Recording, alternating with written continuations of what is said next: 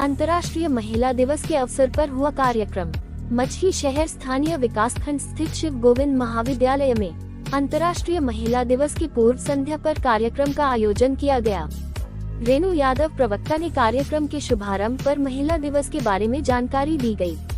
कार्यक्रम में उल्लेखनीय कार्य करने वाली महिलाओं एवं बालिकाओं को भी आमंत्रित कर उन्हें सम्मानित किया गया। डॉक्टर हेमंत जी ने कहा कि समानता के लिए महिलाओं के संघर्ष की कहानी किसी एक नारीवादी या किसी एक संगठन की नहीं बल्कि उन सभी के सामूहिक प्रयासों की है जो मानवाधिकारों की परवाह करते हैं। कार्यक्रम में सौहार्द फेलो सिकंदर बहादुर मौर्य ने महिलाओं के विकास एवं प्रगति से संबंधित जानकारी दी। महिलाओं को सशक्त बनाकर समाज की मुख्य धारा से जुड़ने के संबंधित बातें कही। उन्होंने कहा कि महिलाएं पुरुषों के बराबर ही नहीं बल्कि उनसे कहीं आगे हैं।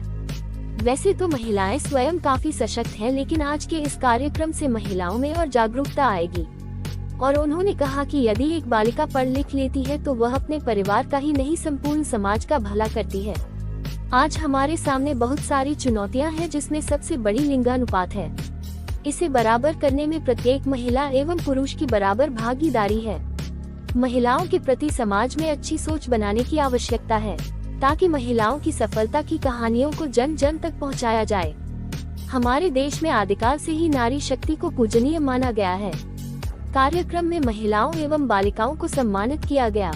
सौहार्द फेलो प्रकाश चंद्र यादव ने कहा कि अंतर्राष्ट्रीय महिला दिवस मनाने का खास उद्देश्य समाज में महिलाओं को बराबरी का हक दिलाना है, साथ ही किसी भी क्षेत्र में महिलाओं के साथ होने वाले भेदभाव को रोकने के लिए इस दिवस को मनाया जाता है। इस दिन महिलाओं के अधिकारों की तरफ लोगों का ध्यान आकर्षित करने और उन्हें जागरूक करने के लिए हम कार्यक्रमों का आयोजन करते हैं। इस कार्यक्रम में सौहार्द साथी आनंद देव, राज बहादुर यादव, शिखा, रंजू, आंचल, तबस्सुम, निशा, फातिमा, शैलेश, विवेक और सौहार्द बंधुत्व मंच के सभी साथियों ने अपने अपने विचार रखा। कितने लोग मुस्कान के जैसे सोचते हैं? हाथ उठाइए, जो मुस्कान जैसा हो हाथ उठाइए।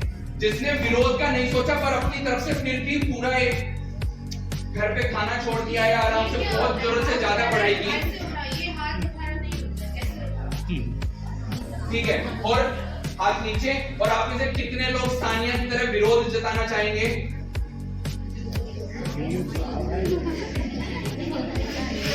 ठीक है, फटाफट से। अब 2 साल के बाद फिर से एक और घटना हुई। मुंबई में 11वीं से वहां पे जूनियर कॉलेज शुरू हो जाता है, तो कभी कभी वो घर से दूर भी जाना पड़ सकता है। तो वहां पे टीचर भी रहा और अभी राजनीति में थोड़ा सा मन करने लगा है कि सोच समझना चाहिए क्योंकि ये बहुत जरूरी है। पर अभी अगले 5 मिनट में आप सब लोगों को काफी कुछ बातें बताई गई है। मैं अगले 5 मिनट में आप लोगों से भी सीखना चाहता हूँ और उसके थ्रू उसके माध्यम से मैं चाहता हूं कि आप लोग भी अपने अंदर झांके और सोचें कि आप क्या कर सकते हैं या करना चाहते हैं। आसान है ये सब कहना कि अंतर्राष्ट्रीय महिला दिवस है और चलो उसको तालियां बजा के एक बार सेलिब्रेट कर लेते हैं और उसके बाद घर जाके फिर से वही सब चालू हो जाता है। तो मैं एक बार फटाफट से आप लोगों के साथ 5 मिनट में आपसे, अगर आपका जवाब हाँ है तो हाथ ऊपर कर लीजिएगा, अगर आपका जवाब ना है तो हाथ ऊपर मत कीजिएगा। और मैं ये आंख बंद करने के लिए इसलिए कह रहा हूं क्योंकि आप क्या चाहते हैं आपको उसके हिसाब से जवाब देना। आपको ये नहीं सोचना है कि दूसरे लोग क्या सोच रहे हैं या फिर दुनिया वाले क्या सोच रहे हैं या फिर मतलब जो कुछ भी। आप लोग समझदार हैं, मुझे ज्यादा समझाने की जरूरत नहीं है। तो ठीक है, फटाफट से 30 सेकंड में सब लोग अपनी आंखें बंद कर लीजिए। अगर जो नहीं आंख बंद करेगा ये बता देगा मोबाइल। अभी भी मैं देख सकता हूँ कुछ आंखें अभी भी खुली हुई हैं, थोड़ा सा तो भरोसा कर सकते हो।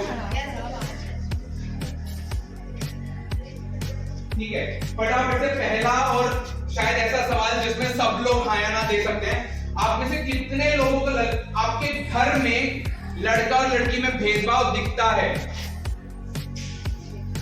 कितने लोगों को घर में या घर के आसपास लड़का लड़की में भेदभाव दिख जाता है कि हाँ लड़का लड़की के नाम पे भेदभाव होता है? ठीक है, अभी कुछ लोग अभी थोड़ा सा आलस में भी हैं कि छोड़ो, जिनको हाथ उठाने हैं उठा ले, हम नहीं उठाएंगे। हाथ नीचे फटाफट से और आंखें बंद रखिएगा। आप में से कितने लोग शिक्षक बनना चाहते हैं आगे चल के? हाथ नीचे। आप में से कितने लोग खेलकूद के क्षेत्र में जाना चाहते हैं? हाथ नीचे। आप में से कितने लोग एक सरकारी नौकरी पाना चाहते हैं?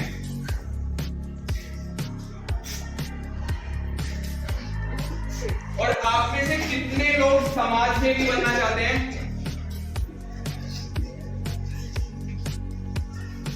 और आखिरी सवाल, आप में से कितने लोग राजनीति में आना चाहते हैं?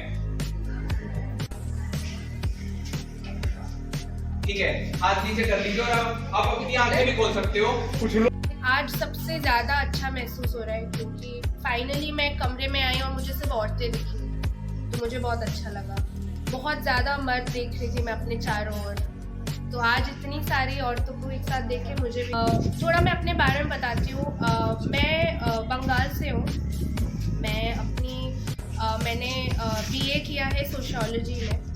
मुझे हमेशा से सोशियोलॉजी, सोशल साइंसेस में बहुत इंटरेस्ट रहा था। सोशियोलॉजी के पढ़ने के टाइम ही मैंने फेमिनिज्म, आपने सुना है फेमिनिज्म? हाँ, सुना है। क्या होता है फेमिनिज्म?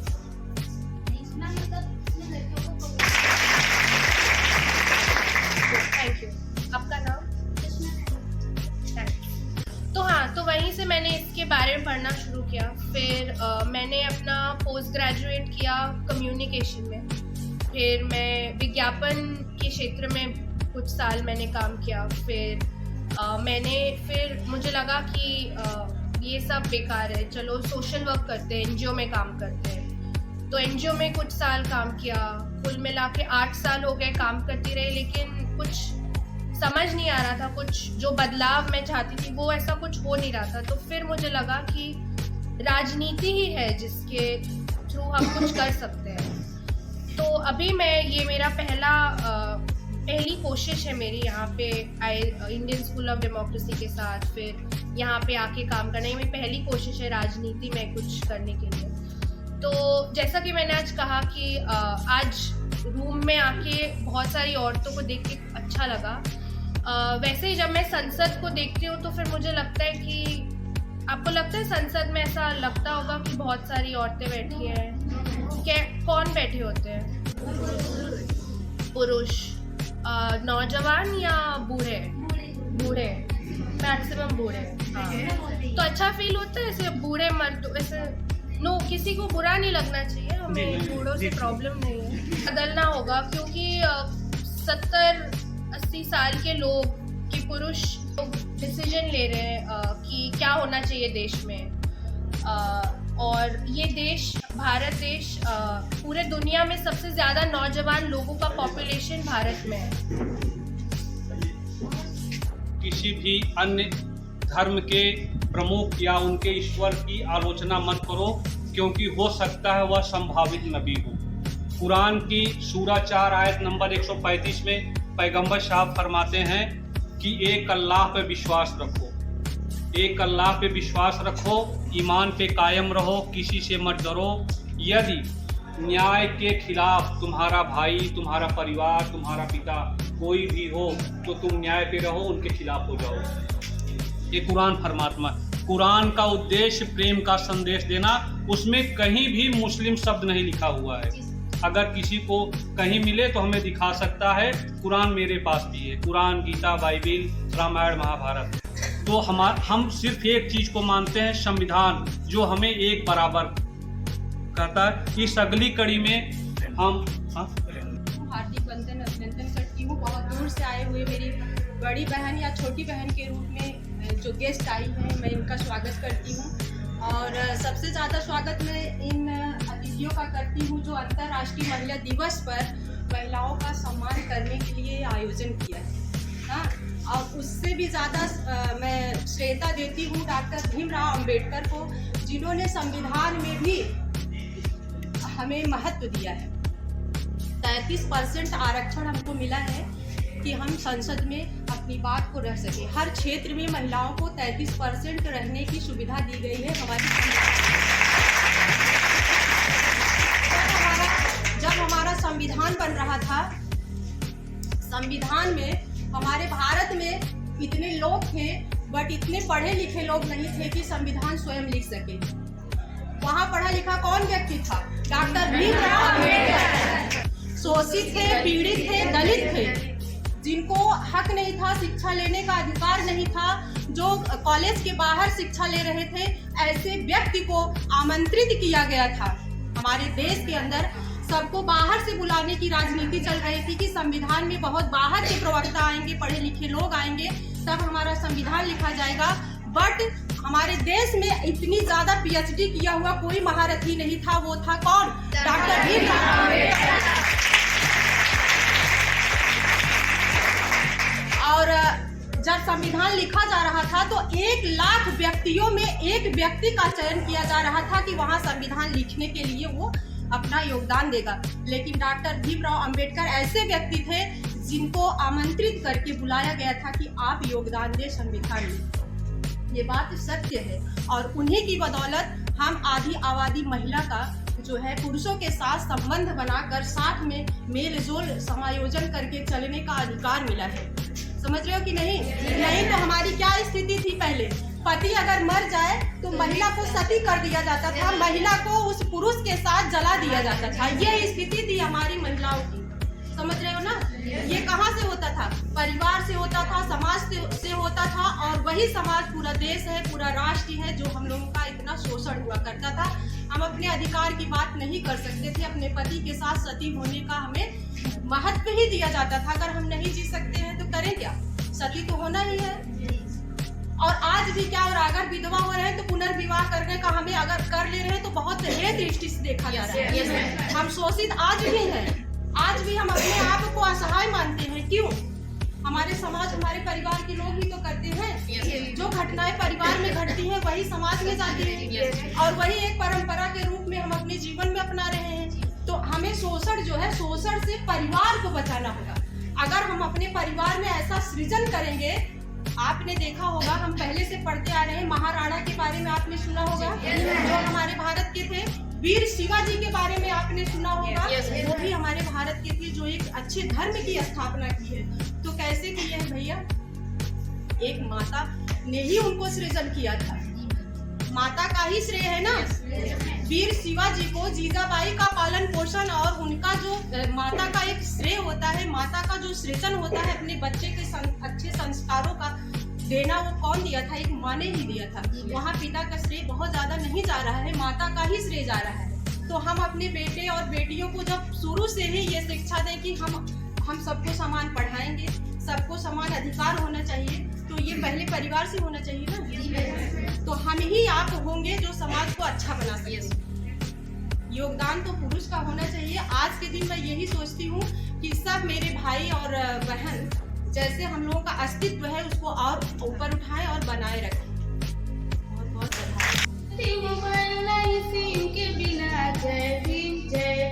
वैसे भारत न चलेगा बाबा भीम के बिना, वैसे भारत न चलेगा बाबा भीम के बिना। जो बदला ना जा सके उसे एहसान कहते हैं, जो बदला ना जा सके उसे एहसान कहते हैं, जो सबको बदल दे उसे इंसान कहते हैं।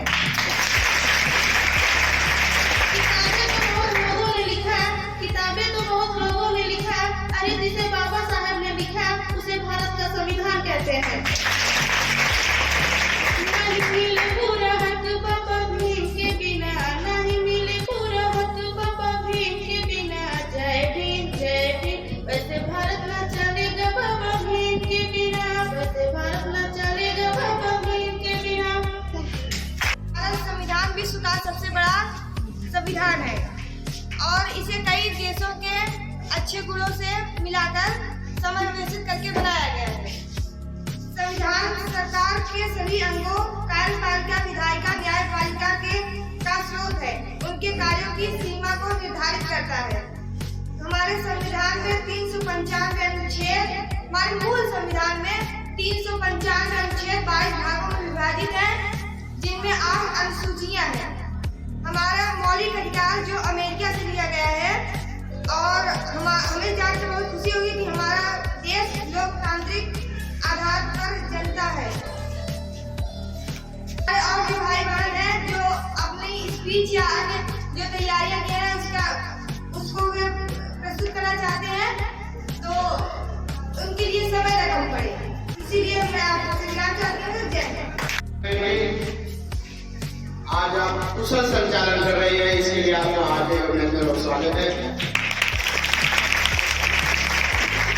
जैसा कि छात्र छात्राओं और हमारे संविधान दिवस, अंतर्राष्ट्रीय महिला दिवस के इस अवसर पर हमारे जो अंतर्राष्ट्रीय युवा मंच के साथी आए हुए हैं, आप सभी का मैं हार्दिक स्वागत और अभिनंदन करता हूं विद्यालय परिवार की तरफ से।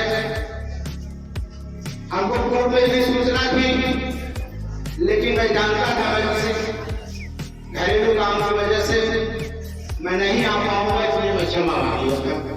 क्योंकि हमारे बच्चे का आज बोर्ड का आखिरी पेपर था, तो जहां हम शिक्षा की बात करते हैं तो घर परिवार में एक पिता होने के नाते मेरी नैतिक जिम्मेदारी थी कि परीक्षा में उसका हौसला बढ़ाने के लिए कार्यक्रम जाना पड़ा।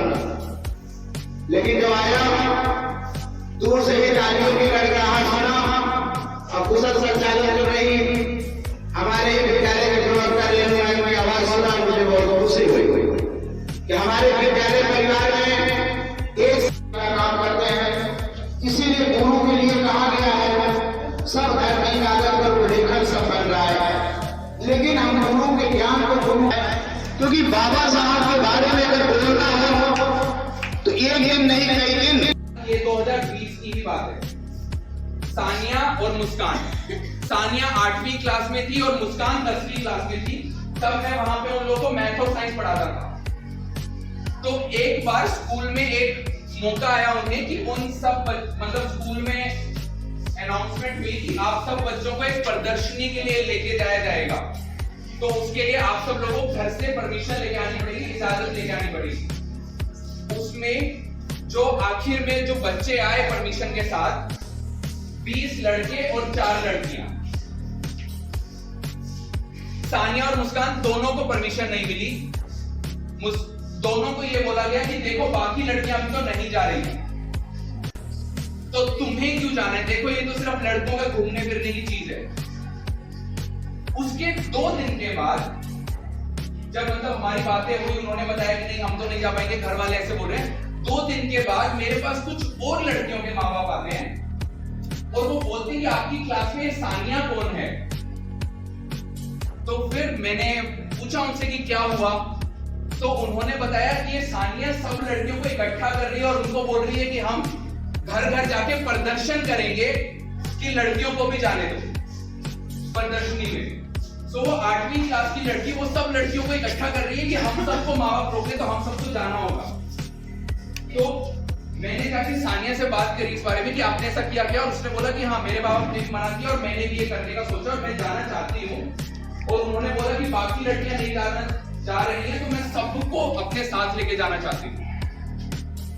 इसी दौरान मुझे पता लगा मुस्कान क्या कर रही थी। मुस्कान ने घर पे 2 दिन से खाना छोड़ा हुआ था, पूरी रात पढ़ रही थी वो, और अपने माँ बाप को ये बताना चाह रही थी कि देखो जो आप मेरी शिक्षा की तैयारी करो, मैं क्लास में फर्स्ट भी आऊंगी, मैं पूरे स्कूल में फर्स्ट आऊंगी, मैं अपने बोर्ड एग्जाम में 90% से भी ज्यादा लेके आऊंगी, पर आप मुझे ये प्रदर्शनी के लिए जाने दो। तो दोनों ही बहनें एक तरीके से अपना अपना विरोध जता रही थी। एक कि ठीक है मैं आपकी बात की इज्जत रखती हूं, पर जो आप मुझे बहाने देते हो कि अरे ठीक है घर पे रह के पढ़ाई करो, वो मैं वैसे भी कर सकती हूँ, मैं समय निकाल सकती हूँ। और दूसरी एक विरोध मोर्चा बनाने में लगी हुई थी। तो सुन रहे हैं कि अंतर्राष्ट्रीय महिला दिवस मनाया जा रहा है, क्या सिर्फ आज के लिए? यहाँ बैठे हैं, सुन रहे हैं, सिर्फ आज के लिए? सर ने अभी कहा कि यहाँ से जाकर कितने लोग क्या करेंगे। तब से हम लोग सुन रहे हैं कि महिलाओं के हक की बात हो रही है। क्या महिला खुद अपने हक के लिए जागरूक होना चाहती है? खुद अपने हक के लिए जागरूक होना चाहती है? डॉक्टर भीमराव अम्बेडकर उनको क्लास दिया जाता था, लेकिन उनको इनवाइट किया गया किस लिए? हमारा संविधान बनाने के लिए। वो किस तरीके से पढ़ाई किए, कहाँ से कितनी परेशानियों का, कितनी मुसीबतों का वो सामना किए, इसका एहसास है? जिस दिन ये एहसास हो जाएगा उस दिन अपने हक की बात करना सीख जाओ।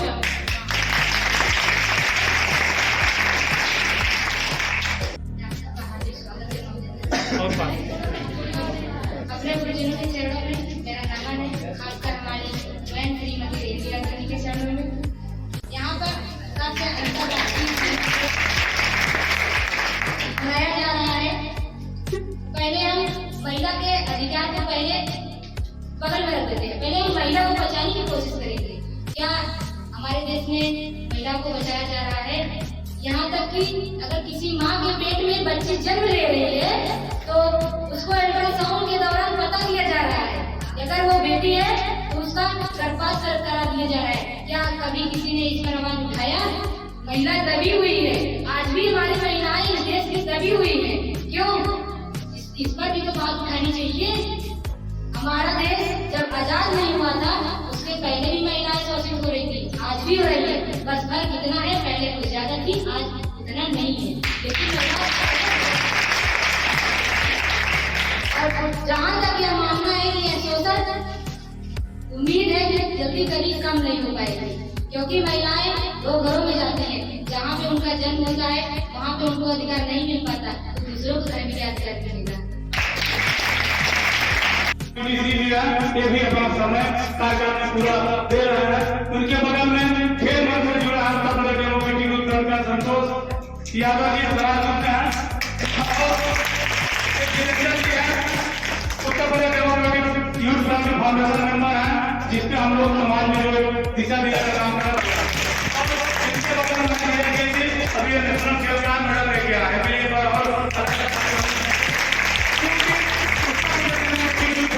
मौका दिया और ये बहुत प्रभावशाली थे। और सबसे बड़ी बात है कि एक 18 साल छोड़ दिए थे खेल को, जब हम लोगों से जुड़ा हमने कहा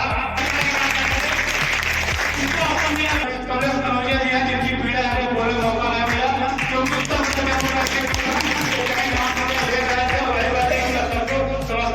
विकास के चौथे स्तंभ होते हैं। और मेरा नाम सिकंदर है, मैं ऐसे ही बोलता रहता हूँ, जब तक कुछ नहीं कर पाता है।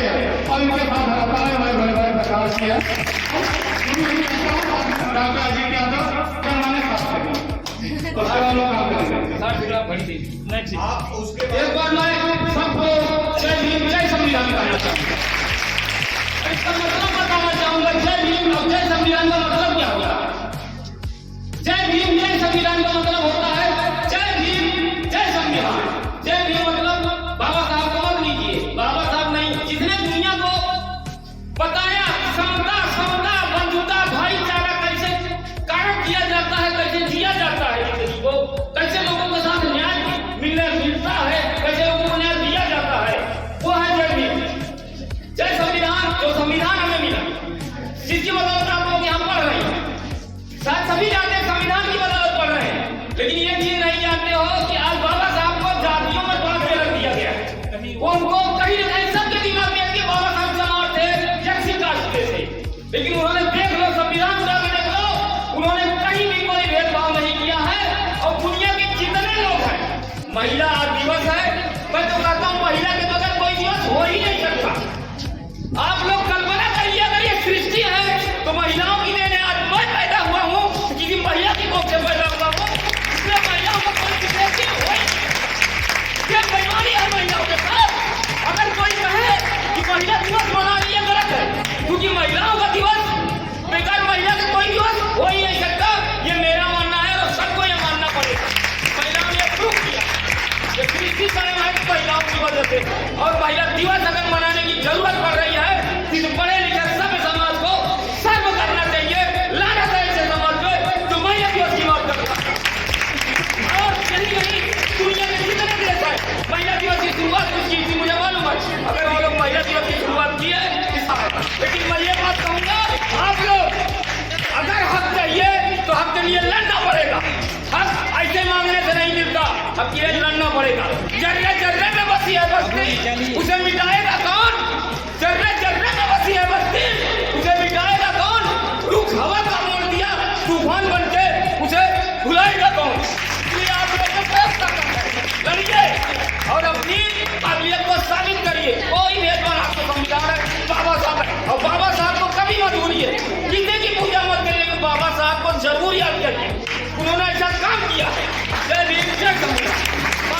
आगे चल करके अपने माता पिता का नाम, अपने जिले का नाम, अपने प्रदेश का नाम, अपने देश का नाम उसी तरह से आगे रोशन करें जिस तरह से आज हम बार बार हर मुख से सुनने के लिए विवश है, डॉक्टर भीमराव अम्बेडकर।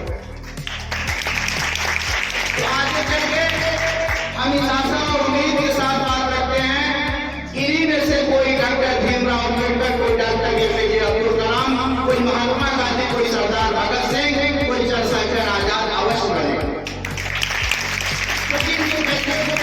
कल आपका होगा, क्योंकि आप लोग जानते हैं कि हमारे आपके गार्जियन हमको एक अच्छा माहौल देने की कोशिश करते हैं, पूरी सुख सुविधाएं समर्पित भाव से देने की कोशिश करते हैं कि हमारा बेटा, हमारी बेटी पढ़ लिख करके आगे जाए। जो मैं नहीं कर सका वो हमारी बेटी, हमारा बेटा करेगा। क्योंकि आप लोग जानते हैं इन सब चीजों को करने के लिए, ये सब चीज हमको जारी रखने के लिए देता है हमारा एजुकेशन, हमारी शिक्षा।